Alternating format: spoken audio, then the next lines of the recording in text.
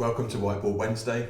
I'm Martin, this is the whiteboard, and we're learning about all things IT asset management. This week, IT asset disposal, IT asset disposition. What do they mean and what's the difference between them?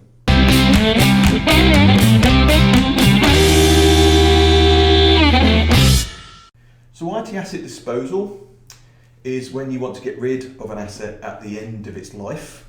And there's two things to think about here.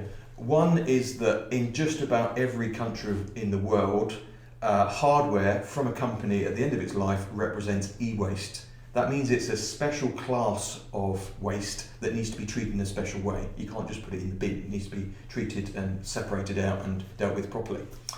And the second thing to think about with disposal is the data that's on that device. We don't want that leaking out, that needs to be destroyed properly. IT asset disposition is close to disposal, but it's slightly different. Disposition means to change ownership of or to give up ownership.